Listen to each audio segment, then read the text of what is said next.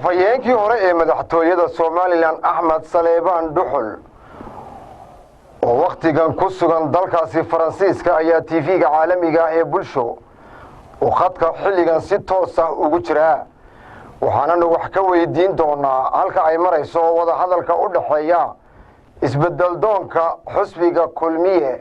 iyo waliba xusbiga mucaaridka ah ee wadani khadka telefoonka ayuu Axmed Saleebaan Duxul waqtigan si toos ah ugu jira arrimahaas sida shacabka reer Somaliland ka warqabaan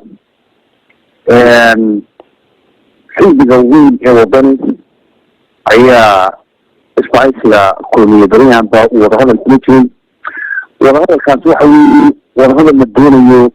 in labada awoodood amba wadana isbahaysiga xisbiga kulmiye oo waxay kaga yimaadeen kulmiye iyo cadaaladdarrada ku dhacday loogaa in xisbiga wadani si iskaashi iyo wadajir iyo wax wada qabsi iyo dowladnimo iyo badbaadinta shacabka reer Somaliland in mataqaanaa halkaas ay mid uu noqon lahaa xisbiga wadani baa la wadaa qorshahaas wuu soconayaa wadahadalku wuu soconayaa ujeedadu waxa weeye oo isbahaysiga ay leeyihiin xilaliyo faransiga way ka tegeen laakiin ujeedada ugu weyn waxa weeye qof xil qabta amba qof qaranka xil u qabta oo wax noqda waxa ka weydiin qaranimada wax noqota marka ujeedada isbahaysiga waxay ahayd waa intii qof awoodda la saarayo amba qof kale looga mataqaanaa in awoodda qaranimada la saaro qaranimada ay wax noo noqoto qof macnaheedu laakiin qarannimadu muuqaalka qaranimada in wax noo noqdo taasoo dadka deeqasa taasoo dalka deeqasa taasoo milkiisa deeqasa taasoo nabad deeqasa marka fikir fiican ra'yi fiican dareen fiican baan u arkaa in xisbiga la yidhaahdo wadani maanta taageeradii la isku geeyo maaha isbahaysiga keliya shacabka reer Somaliland oo dhan inay isku geeyaan baa runtii aad ugu oo taageero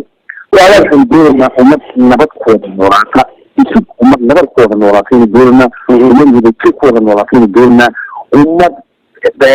mataqaana hoggaan aan dakaraahay baynu doonanaa hoggaan maslaxad ka shaqeeya baynu doonanaa hoggaan nabaddiidan ahay baynu doonanaa nin aan nabad ka dhigayn baynu baahanahay kaasi waxaan u malaynayaa waa xisbiga wadani ninka hogaamiyaha ka marka inalkaa la taageeraa waa muhiim maaha isbahaysiga keliya Axmed Saleebaan waxaad ahayd afhayeenkii madaxtooyada Soomaaliland ee hore waqtigan waxaad joogtaa dalkaasi Faransiiska sideed adigu ula socotaa arrimaha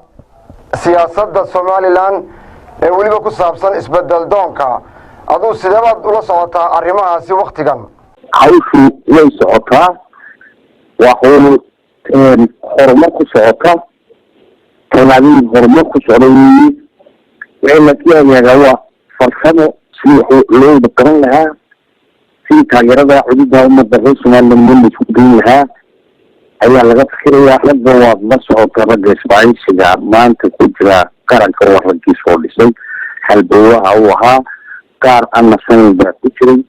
qaar aqoon diblomaasiyadeed iyo aragnimo caalamiga baa jira oo sharafta iyo karaamadii ay ummadan ku soo dhisteen oo ay ku jiraan Allah sharafee Axmed Maxamed Siinaay qarankan lagu soo dhisay ee isna wax badan dalka iyo dadka ka qatay dadkii tiirarka u ahaabay cilmiska tirmayso haddii xaqiiqada la iska matiro xaqiiqo aan loo gudbaa xaqiiqada cilmiska tirmayso in dadkan ay mid u shaqeeyeen madaxweynaha in maanta waxaa la arkayo iyo waxaa la qasay dadka ka jira raggii hormuudka ka aabay haayeen insha Allah halka maanta la taagan yahay in dib looga noqdo mahayne wixii shalay la qabtay waxaynu u baahanahay in bari wax lagu sii daro oo taagid iyo aragti horusocod la sameeyo waxaynu u baahanahay ubadkan maanta jooga Somaliland mustaqbalkooda in laga shaqeeyo waxaynu u baahanahay hooyada joogta ee aqoonta haysata mustaqbalkeeda in laga shaqeeyo xad loo sameeyo oo cadeeda ay ku yimaado qudaarta laga kariyo waxaynu u baahanahay in ummadda u siman tahay waxaynu u baahanahay barnaamijkeeda iyo sharafteeda iyo qiimaheeda shacabka reer somaliland badan ay wada harsadaan dibadda jooga gudaha mid walba ay harsan karaan baynu u baahanay waa dowladnimada awoodda maanta halkaa haddii laiskugu geeyana wax badan baa la qaban karaa dadka wax badan baa loo qaban karaa ummadda wax badan loo qaban karaa ilaahay ku gaariyey axmed saleebaan ma markii aad axmed saleebaan haddaan su-aalku weydiiyo markii aad afhayeenka madaxtooyada somalilan ahayd miyaanay dhaliilahaasi ku muuqan ma maanta markii aad xilka ka tagtay ee aad adigoo weliba dalka dibaddiisa ku maqan faransiiska ayay hawlahaasi kuu muuqdaan miya marka kadib xasilaadayda sanad kadib marka xasilaadayda ka waran maayaan dhacday oo shacabka reer somaliland oo dhan ay markhaati ka haayeen hala tartamo muraadada lagu tartamo qaranimadii korinaysaa umadnimadii korinaysaa xisbinimadii korinaysaa si ku dagaalamayaan waxay meel bay ku xidhnaanaysaa marka dareenkaaga iyo fikirkaaga meel calad ka raanahaysa wuxuu socdaa inay madhex joogto may ahayn laakiin fikirka anuu ma dhamiynin kamana soo horjeedo madaxweynaha qaranka sidaa kamana soo horjeedo kamana soo horjeedayo laakiin siday wax u dhacayeen iyo haddii ala kuu leeyahay iyo mataqaanaa